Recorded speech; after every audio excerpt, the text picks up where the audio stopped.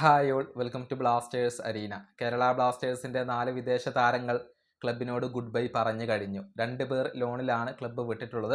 2 പേർ സ്ഥിരമായിക്കൊണ്ട് വിട്ടു. ഇനിയിപ്പോൾ കോൾഡോ ഒബയേറ്റ കൂടി ക്ലബ്ബ് വിടാനുള്ള ഒരുക്കത്തിലാണ്. ഡുഷാൻ ലഗാത്തോർ ഇവിടെ തുടരുമോ ഇല്ലയോ എന്നുള്ളത് വ്യക്തമായിട്ടില്ല. ഏതായാലും എന്തുകൊണ്ടാണ് ഈ വിദേശ താരങ്ങൾ എല്ലാവരും ബ്ലാസ്റ്റേഴ്സ് വിടുന്നത്, അതിനുള്ള ഒരു വിശദീകരണം ഇപ്പോൾ അവിക് ചാറ്റർജി നൽകിയിട്ടുണ്ട്.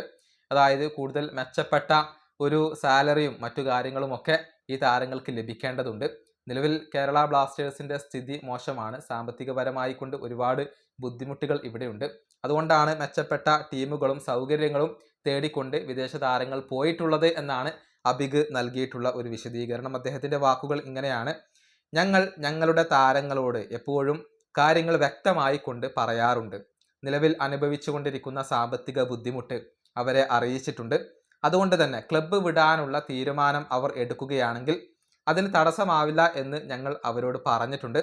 ഈ താരങ്ങളെ വിറ്റുകൊണ്ട് ട്രാൻസ്ഫർ ഫീകൾ ഞങ്ങൾ സ്വന്തമാക്കുകയല്ല ചെയ്യുന്നത്, മറിച്ച് താരങ്ങൾക്ക് അവസരങ്ങൾ നൽകുകയാണ് ചെയ്യുന്നത്.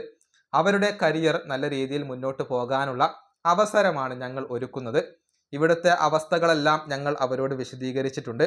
ഇന്ത്യ വിടാനുള്ള തീരുമാനം വിദേശ താരങ്ങൾ തന്നെ എടുത്തതാണ്. കാരണം അവരെ ആശ്രയിച്ചുകൊണ്ട് കുടുംബങ്ങൾ ജീവിക്കുന്നുണ്ട്. മോശമല്ലാത്ത ഒരു സാമ്പത്തിക സ്ഥിതി അവർക്ക് ആവശ്യമാണ്.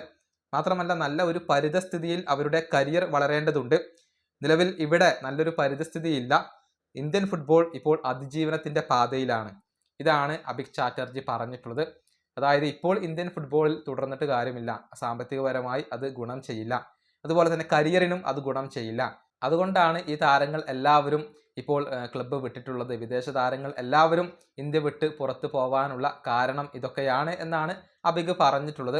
താരങ്ങൾ ക്ലബ്ബ് വിട്ടതിനെ നമുക്ക് ഒരിക്കലും കേരള ബ്ലാസ്റ്റേഴ്സിനെ കുറ്റം പറയാൻ കഴിയില്ല.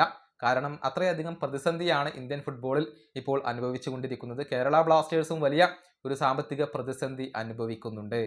ഈ വീഡിയോ അവസാനിപ്പിക്കുന്നു. അടുത്തൊരു വീഡിയോ കൊണ്ടും കാണാം.